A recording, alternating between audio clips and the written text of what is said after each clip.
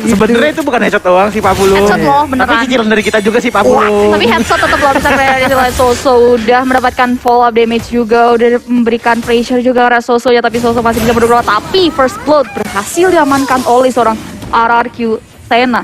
Waduh. Ini harus dihilangkan di area bottom lane. Cowoknya sekarang Gemini yang harus dihilangkan, sementara Biru sekarang berubah. Kalau tadi ada cowok yang digunakan, sekarang yang menggunakan langsung arah marksman-nya. Sementara itu untuk Yami langsung aja masih bisa menyelamatkan diri dengan ada flicker yang udah dia gunakan. Dia pindah ke sisi yang berbeda, masih bisa kabur lagi. Tapi Sky, Biru ya ampun dikit banget. tipis banget sih. Oke, dikit banget. Soso melihat bergerak dari seorang Biru akan ketahuan dan dia Wah, ketahuan Kak. masih Iya, bisa masih bisa kabur. Ya, masih bisa tuh mundur ke belakang. Dari Brody-nya wah. Dikejar nih, dikejar Hoki nih. sih. Oh enggak, Karena Sabar, jauh sabar, juga. Lebih sabar. objektif ke arah Sabar. clearing minionnya. Dia bisa jadi kan kadang kalau kayak gitu nggak dikejar langsung begitu. Oh iya, benar-benar. Biasanya suka kayak gitu sih. Dan ini kalau kita lihat turtle yang pertama sudah muncul, udah encounter juga dari kedua tim di arah turtle-nya RRQ mencoba melakukan poking, tapi Tama sudah memberikan damage yang signifikan juga dari teman-teman RRQ Sena. RRQ Sena mereset kembali turtle-nya, masih belum pas timingnya untuk melakukan poking ke arah turtle-nya Tama. Di situ udah melakukan backup juga ke arah satu hero dari teman-teman Oni Prince harus dihilangkan di area mid lane-nya.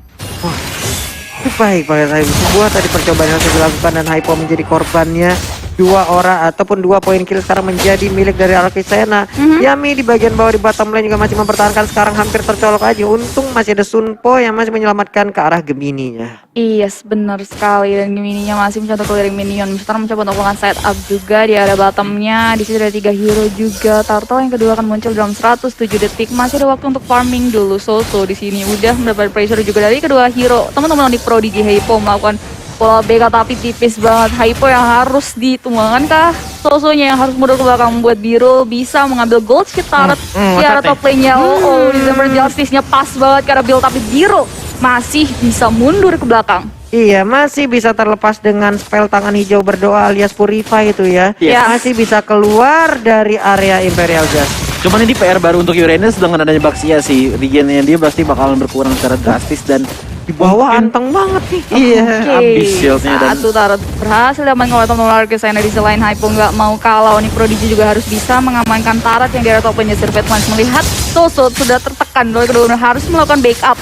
Dan satu hero dari teman-teman Oni Prodigy harus dialihkan di area top lane-nya. Waduh, ini dia Imperial Justice langsung dikeluarkan lagi. Tapi untuk spell hijau berdoanya udah nggak ada alias Purify, udah nggak ada lagi, dan dia pun nggak selamat, tertangkap tadi di dalam lingkaran. Iya, benar banget. Sedikit lagi tarot yang berada di area top lane dari teman-teman RRQ Sena bisa ditemukan oleh teman-teman Oni Prodigy. Kedua tim coba untuk melakukan farming dulu, melakukan objektif ke arah scaling di area XP-nya dan melihat dari itemnya ini Choji. yes, kalau dari item ya kita lihat nih Granger juga belum ada attack item, dia baru punya Raptor Machete. Sementara kalau kita lihat dari Benedetta sudah punya sepatu ya yang dimana roamingnya udah cukup oke gitu. Dari tadi emang dia bagus banget roamingnya, naik turun sambil nge-jungle juga. Nah, cuma kalau dilihat ya dari seorang Brody, kayaknya ini baru Pak Pulung. Ada Berserker Fury, tadi sebelumnya nggak ada Pak. Iya, itu makanya tadi kan udah gue bilang tadi di game kedua itu layaknya try out untuk mereka gitu. Sementara itu udah ada Psychic Eagle yang sudah dikeluarkan. Lecto Final Blow nabrak arah siapa pun tapi nggak ada yang kena. Yami ngejar juga tapi nggak terkena. Ini udah King's Call yang langsung dikeluarkan begitu aja tapi nggak ada yang masuk ke dalam area yang udah dikeluarkan dari min sitarnya. Iya, baik sekali. Tim Fight dilakukan berhasil mengamankan satu turtle lagi di area, sedangkan minion melakukan objektif di area atopnya. Well played minion berhasil melakukan satu turret di area RRQ Sena. Ini dari segi networknya hanya berbeda, belum jauh juga ya. Baru 1.500. Iya, Oni Prodigy masih memiliki opportunity untuk melakukan backup dari Siloga dulu. Dragonya mengarah ke orang Soso, tapi Sosonya masih bisa mundur ke belakang di area Cycle Eagle dikeluarkan dan harus dihilangkan di arah mid lane-nya. Wah, dari teman RRQ. cepet ya tadi. Iya. Baik. Ini Lecto Final Blow ke depan, Nyelup. dia balik lagi, Yes. NA for NA-nya balik lagi ke belakang, ngedes lagi, dapat satu orang. Nyelupnya licin. Oke. Kalau dilihat ya. Dan Baik.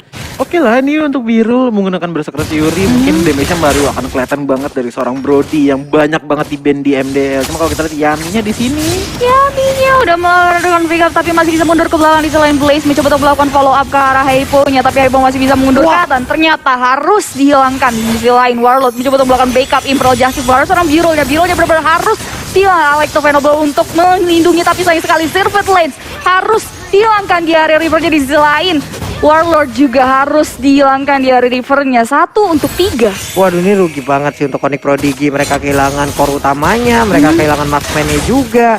Tadi yang kehilangan dari RRQ ini hanya ada 1 orang gitu. Bahkan sekarang serangannya masih ada lagi. Blaze masih ingin lebih. Ini dia Rhapsody di bagian belakang, sosoknya langsung mengusir mundur agar mereka maju ke bagian depan. Sakit banget itu tadi.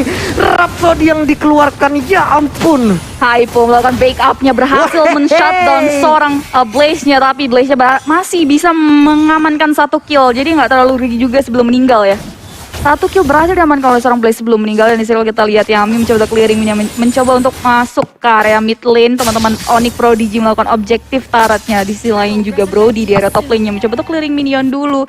Sedangkan di area bottom-nya udah kehilangan 2 yang lebih tertarik sekaligus. Iya, dan ini kerugian besar sih kalau menurut aku untuk Onyx ya, dengan hilangnya Tarat dan juga shield tadi yang sempat diambil oleh tim RRQ. Ini benar-benar nambahin banget kekayaan mereka dalam segi net worth.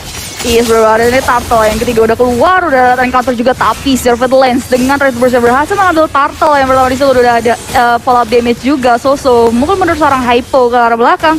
Dan gak terlalu rugi juga ya, Turtle ketika berhasil diamankan. Dari segi networknya juga belum terlalu Rhapsody-nya keluar mengamankan 1 hero. Itu menurut Prodigy di sana Imperial Justice yang seorang Biro harus dialangkan di area mid lane-nya. Hai, ini perbuatan sangat baik sekali. Wehe, tertinggal Double lagi kill di bagian belakang. 3 player dari Onyx pun menjadi korbannya. Hunter Strike sekarang milik dari Blaze.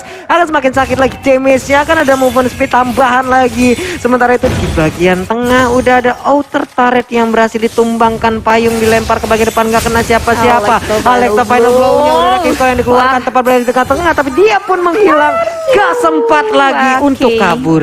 Oke, sayang sekali tuh Final Blow-nya tidak bisa men-sustain damage yang keluar dari 4 hero sekaligus yang di area mid lane-nya. Padahal tadi kalau kita lihat di area mid lane-nya itu gak ada siapa-siapa ya, tapi waktu Final Blow-nya terlalu maju ke belakang. Jarak udah jauh banget, ini gol dari Granger udah nikmat banget. Rhapsody-nya Granger 7,5 duitnya. Kalau Brody masih 4,5 dan lagi mau ngarah ke Endless Battle. Oke, akan ada item-item attack untuk kali ini ya. Yes. Dan ini mungkin bakalan perih banget kalau lihat game ya. Tim Imperial Justice jadi keluarkan itu mengenai 2 hero sekaligus. Langsung dibawa backup oleh seorang Mizzy Riser. Facility tipis banget, tapi bisa mundur tahan. Ternyata harus dihilangkan. Sky, Yami dan juga Blaze yang tipis banget harus mundur ke belakang. Melakukan objektif karena Taratnya berhasil dihilangkan. Di sisi lain Gemini melihat seorang Matilda yang mencoba untuk kabur, tapi Wave Dragonnya pas banget. Killing spree harus diamankan oleh seorang Minsitar dari RRQ. Terkena jebakan ya tadi. Ini mohon maaf Pak Bulung ya, saya flashback nih. Apa Ini Uranus di depan base ya kan, diem-diem aja. Waduh, ini yang bikin mental kesel caster juga kayak gini-gini nih Uranus nih. Ngebaitingnya tuh bener-bener maksa banget di depan. Ya emang itu joget Uranus gitu loh. Makanya kalau emang mau ngilangin Uranus ya dibers habis-habisan gitu Kak. Gitu.